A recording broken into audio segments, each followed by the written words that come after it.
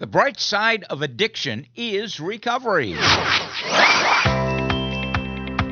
If you are new to our podcast, we welcome you. And if you've been here before, welcome back. And if you're in recovery, know or love someone who is, or you simply want to know a little bit more about the recovery process, or maybe you're a bit concerned about someone you know or love who is harmfully using alcohol or any other drug, this is the podcast for you, as we carry the message of hope and the promise of recovery. And a reminder that you can find all of our podcasts at recoverycoasttocoast.org. Recent episodes have featured actor John Larroquette, NFL players Ryan Leaf and Thomas Hollywood Henderson, some great writers including Anne Lamont, J.A. Jantz, Brene Brown, also an interview from 41 years ago that I did with Betty Ford before the start of the Betty Ford Treatment Center. All these interviews and more are on our website, plus conversations with everyday people in long-term recovery, sharing their story, their insight, their path.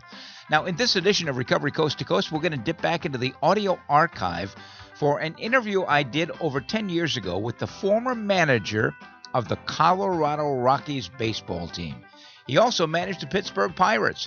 He had 11 years in recovery during our interview, and now 14 years later, by golly, he's still a champion of one day at a time recovery.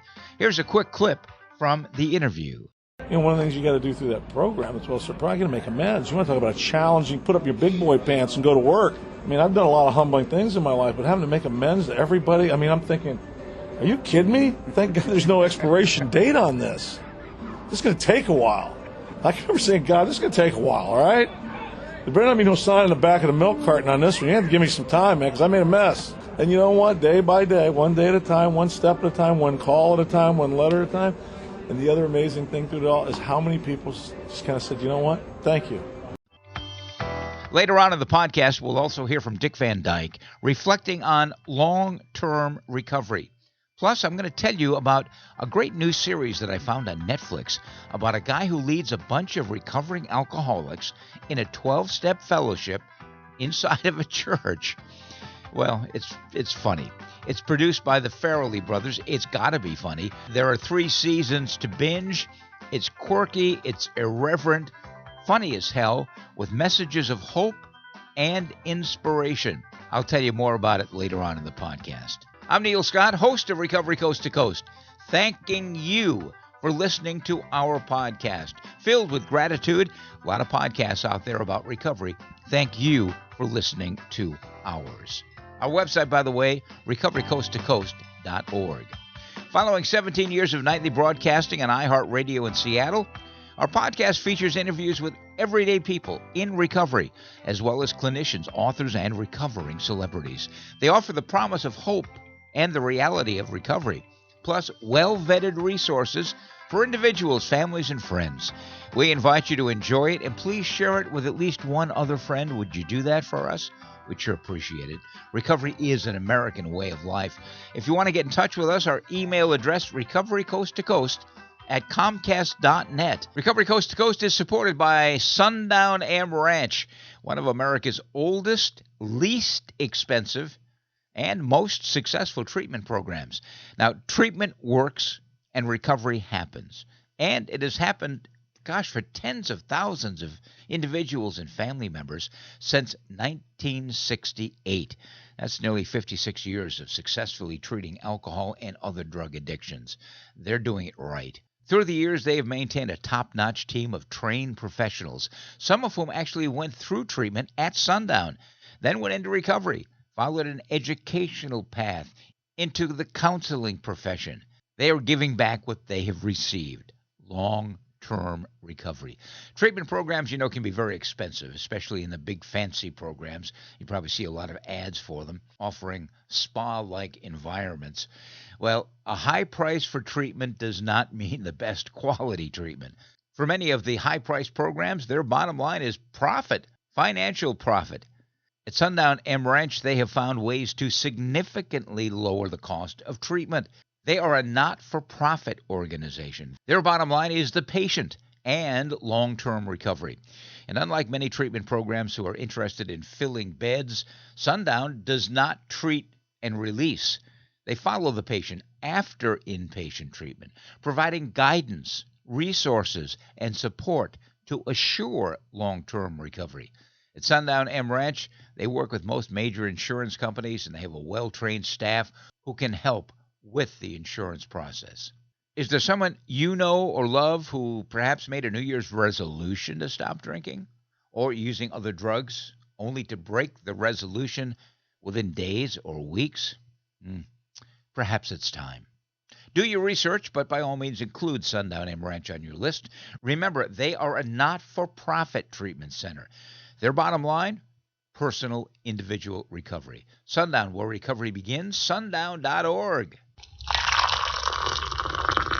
Well, I'm pouring myself a nice big cup of coffee. I invite you to join me with your favorite beverage as I share an audio archive interview with a baseball veteran who took his team to the World Series against the Boston Red Sox, a man who took his life into the rooms and never looked back. Let's talk recovery and baseball with the former manager of the Colorado Rockies and the Pittsburgh Pirates, Clint Hurdle. Here's that conversation. Well, Neil, first of all, thanks for giving me the opportunity to share. You know, the battle, I was in a battle and didn't know I was in a battle for a long time. I think it's something that alcoholism, you know, some people say can be genetic, some people you can be born into it. I drank myself into it. I don't have anybody to blame but myself. I can't look at the family tree and say, well, I had an uncle and I had a grandfather. No. I think the easy connection is after a game, you get nowhere to go. You go to a restaurant, you go to a bar, you have a beer. Started that way. Then you win a game, so you have a few more beers. If you lose a game, you have a few beers. You get rained out, you have a whole bunch of beers.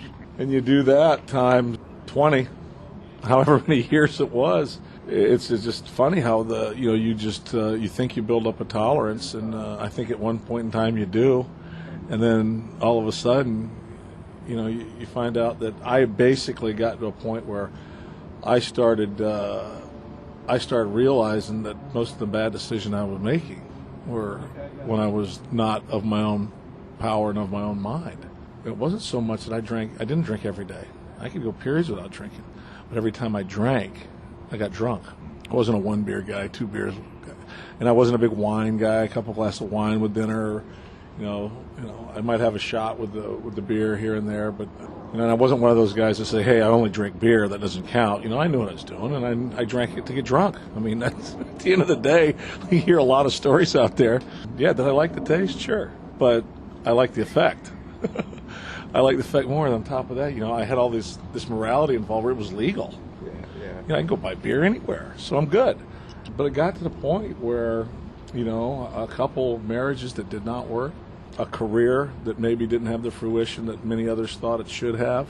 And I wouldn't blame my career on my alcoholism at the time. I think I drank more heavily as I got towards the end of my career. Actually, not through the peak years, but it just got to the point where I went through, a midlife crisis, so to speak, at the age of 40, kind of fueled by my now present wife's challenge to me, refusal of an invitation and an engagement. I asked her to marry me. She said no.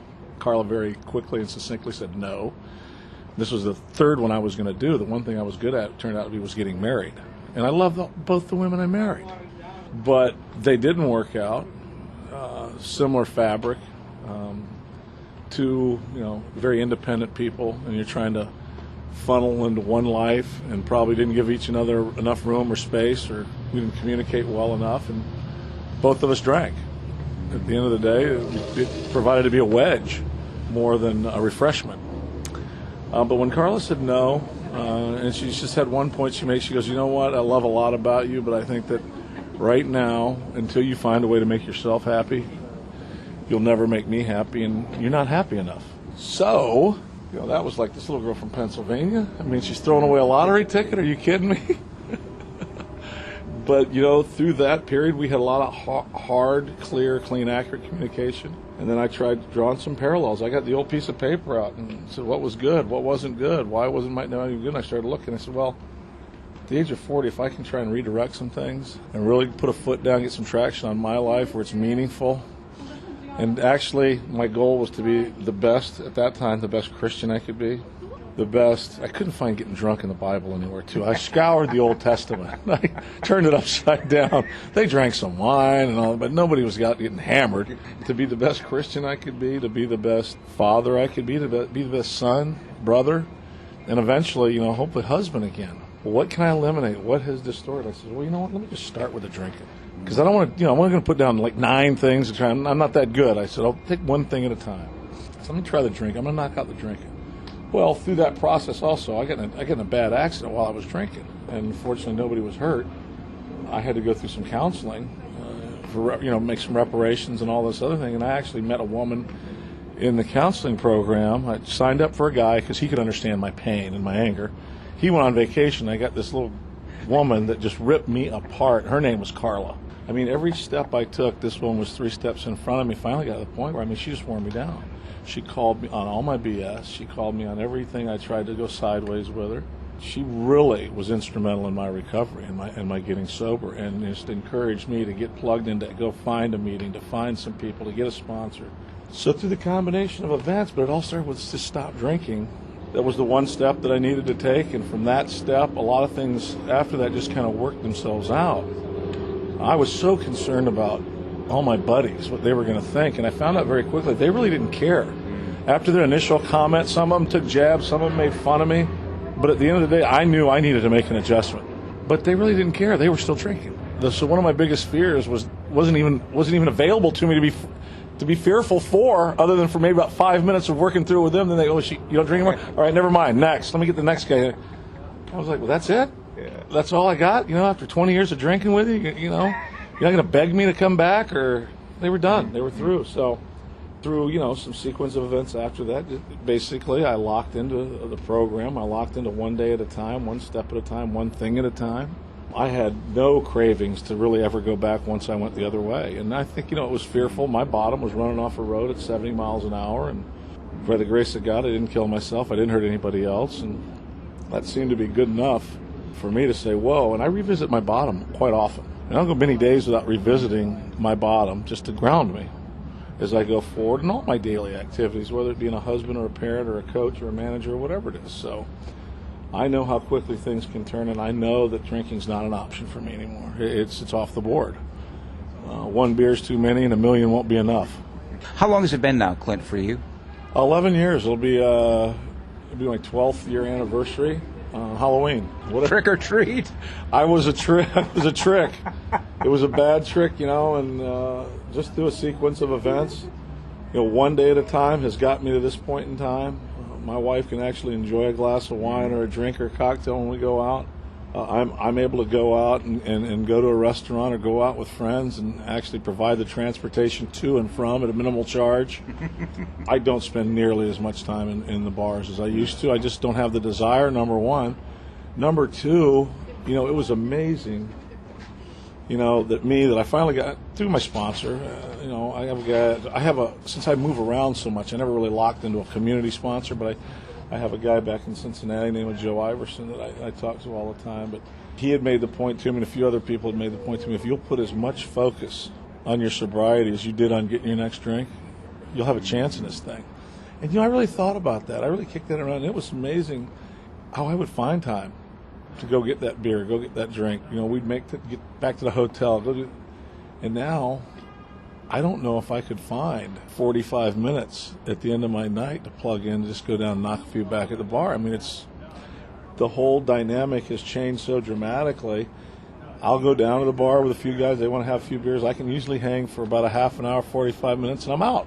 I've socialized, and we've had our laughs. I can go through a steak dinner now and sit down for a few hours, and they can knock back some bottles of wine. It doesn't bother me whatsoever. I don't have any urge, don't have any desire.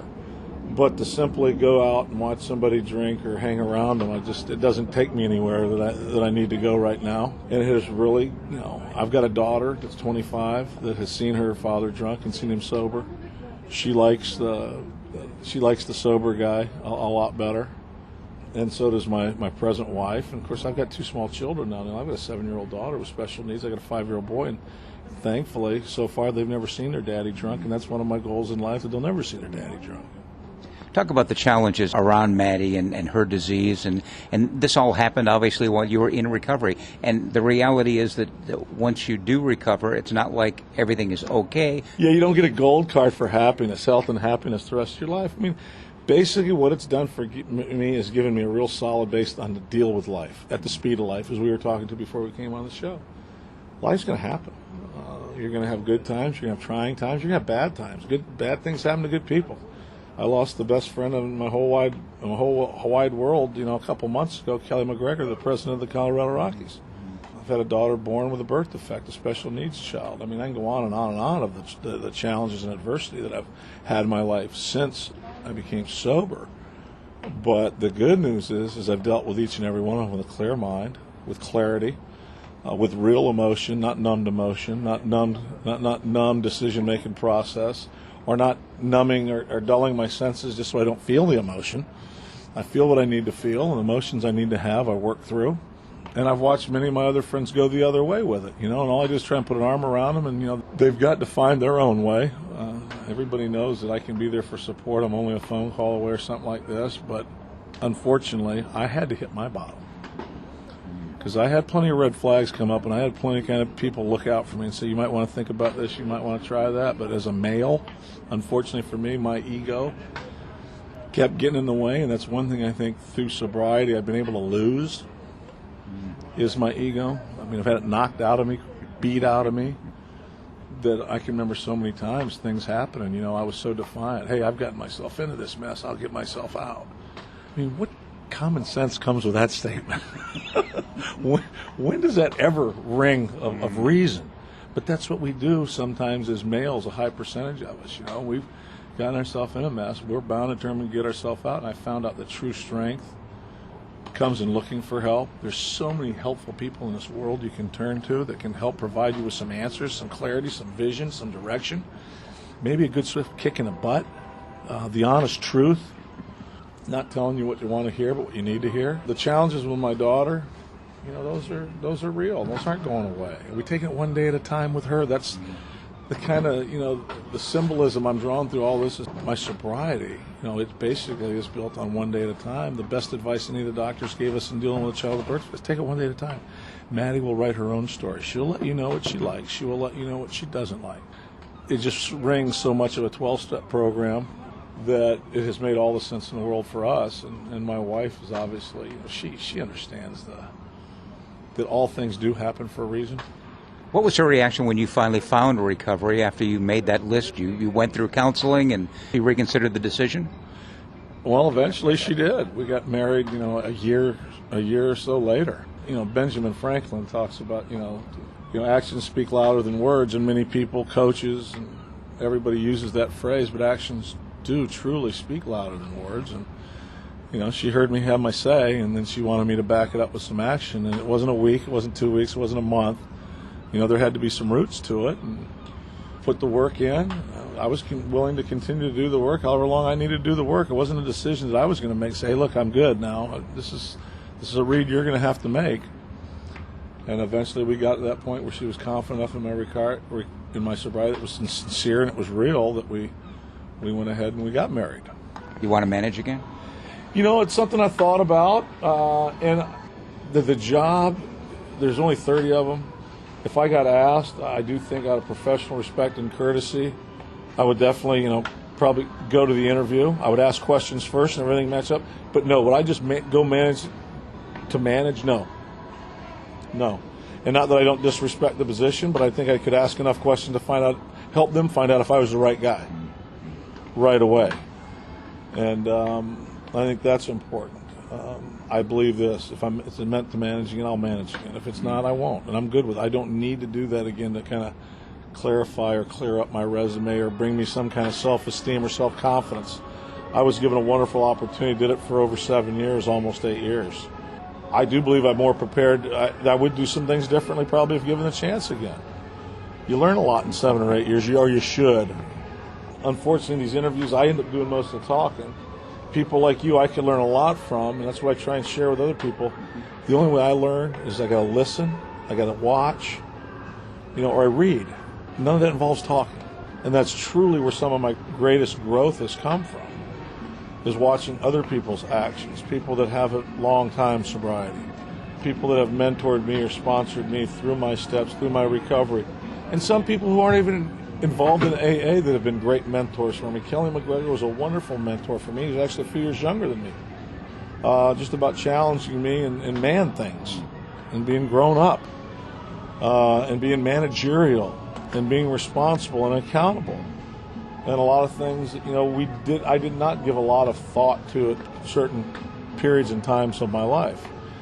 And I think some days I was made to be a jackass for some reason, the way things would turn out. You look back at some of the escapades, it's the shenanigans you pulled, you're going, my God, how old was I? But it's all part of it. Mm-hmm. We're prepared for our future through all our past if we've paid attention.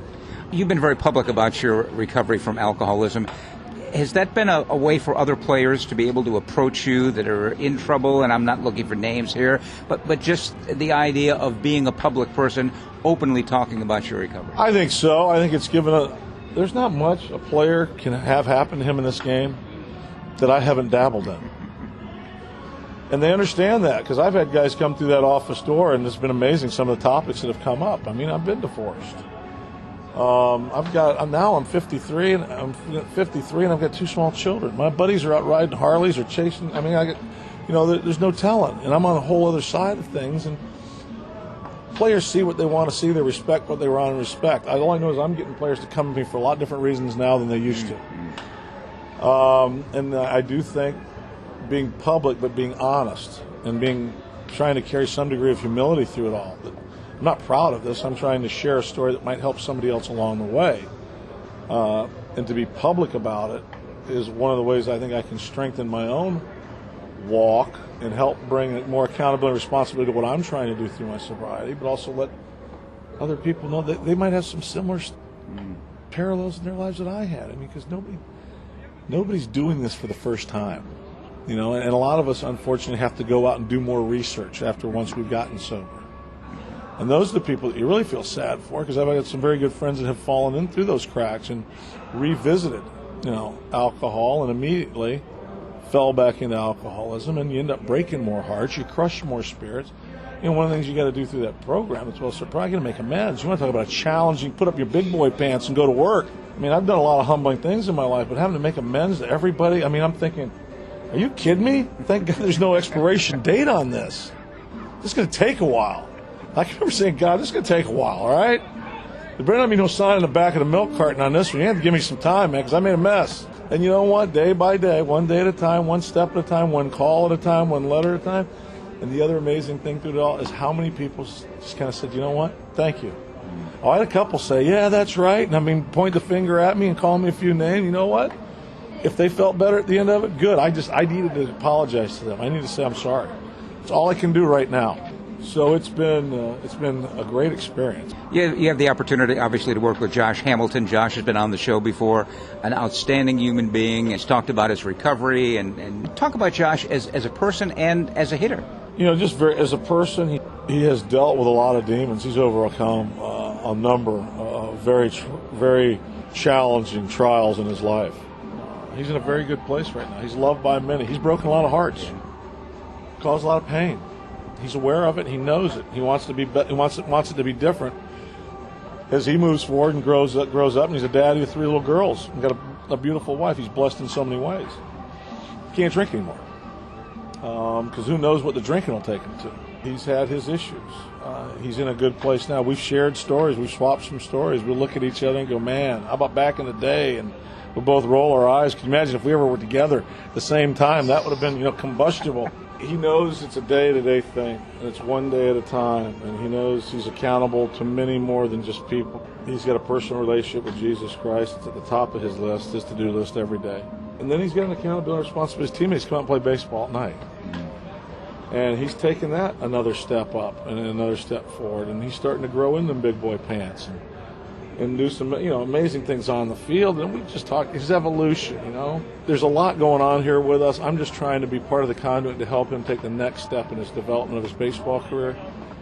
We do dabble in life, and I think I've been able to provide some insight there just because I've lived a little bit longer than he has. But we both know that we're here. It's not coincidence. We're both here together. What advice do you have to somebody who has tried repeatedly to find sobriety? You were fortunate enough, you found a great counselor, you got into recovery, and you remained in recovery. There are some who struggle and they fall off and they keep struggling. What advice do you have to those people? There's a peace and a serenity to recovery that I could not find anywhere else. I could not find it in being drunk. I could not find it in getting back out there. I could not find it in a certain job or a certain line of clothing or a certain car or a certain house, certain way of life. I would just encourage them to fight that. It's a fight, And one of the things my counselor told me, the war is over. That's one of the things that kept my fuel burning. I always felt like I was in a war. Just the war's over. You need to live now. And the only way for you to live is get out of the war. And the war is you and alcohol. I know I had a buddy, we used to talk about it baseball about the same time. I ended up getting sober. He did not, but we used to keep saying, I'm just sick and tired of feeling tired and sick. I did something about it because that just wore me out. And I knew there was more to life. I knew there was more to me. And I was able to find whatever it is they need to. I just encourage them to don't quit. Don't stop trying. Failure is a part of life, but true failure is when you don't get back up. Fall 9 times, get up to 10. Just keep getting up, because the next time could be the time that you get it right. I hope you've enjoyed my conversation with Clint. He's a great guy. By the way, I want to remind listeners of this podcast that if you would like to tell your story of recovery, regardless of the path that you've chosen, and as long as you have been in continuous recovery for a year or more, drop us a note, recoverycoasttocoast@comcast.net. Coming up next, Dick Van Dyle will share some reflections on recovery. Alcohol is running your life. You want help, but can't take time away from work to get it. Where do you turn? Contact Sundown M Ranch. Sundown M Ranch outpatient programs have helped thousands recover from addiction without losing time on the job. Nationally recognized for innovative, effective, and affordable treatment programs, Sundown M Ranch will help you put your life back on track. Go to www.sundown.org to learn more. And now, as promised, some thoughts on recovery from the great Dick Van Dyle. More dangers have deceived men than forced them. Francis Bacon. What's the most dangerous thing I could do today? Probably it would be to embrace again the old idea that I am in charge, that I have power, that I can and should manage not only my own life, but the lives of everyone around me. For years, that idea totally deceived and almost destroyed me. Even though my addictions were fueled by self-will running riot, I believed that what I really needed was more willpower. I was able to begin my recovery only when I accepted a new idea, that I am in fact powerless, that God alone has all power. The dangerous and deceitful idea that I should be in charge is still rooted somewhere in my brain. Perhaps it always will be. But I've learned how to keep it from blooming, even though it remains powerful and patient. If I continue to do the things that keep my faith strong, if I remember what I was and remain grateful for what I've become, if I open my heart to others and listen when they open their hearts to me, then the old idea will remain just that. Thought for today, willpower has nothing to do with recovery. At the start of the podcast, I promised to tell you about a great new Netflix series that I discovered about a bunch of people in various stages of early recovery. It's called Loudermilk, Loudermilk, one word. The main character is a guy named Sam Loudermilk, and he leads a group of quote-unquote friends of sobriety, unquote. It's a group of recovering alcoholics in a church basement. Sound familiar? The series starts with him being 5 years sober, trying to help the group members to stay sober as well. It's hilarious in spots. The guy's got a dry sense of humor. He's a curmudgeon, but he's got a heart as big as you can imagine. It's tragic in other places, witty, it's wild, and the characters are totally off the wall. If you remember the Farrelly Brothers movies like Shallow Hal and Something About Mary, you're going to really enjoy Loudermilk. Again, it's called Loudermilk. It's on Netflix, and there are 3 seasons that you can binge if you so desire. I put a link in the show notes to a trailer for the series.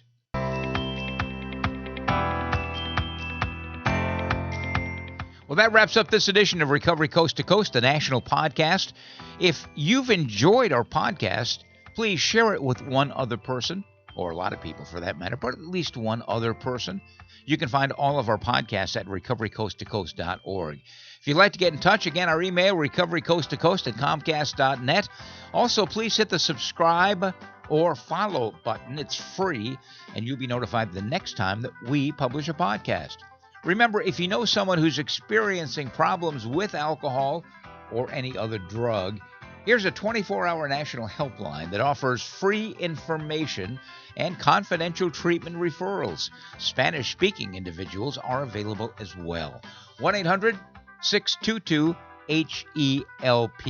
Again, that's 1-800-622-HELP. We encourage you to check out findsupport.gov as well. That's a fairly new website, about a year or so, designed for individuals, families, and friends. It has information on how to pay for treatment, including low-cost and free treatment options. You'll find healthcare support there, as well as information on how to help someone else who has a problem, or find help for yourself. It's all in one place. Findsupport.gov. And join us next time for America's Voice for Recovery, Recovery Coast to Coast, the national podcast. And another shout-out to our sponsoring organization, Sundown M Ranch, where recovery begins, sundown.org. I'm Neil Scott, reminding you to stay healthy, live in gratitude, and be kind to others. Remember, the bright side of addiction is recovery. Pass it on.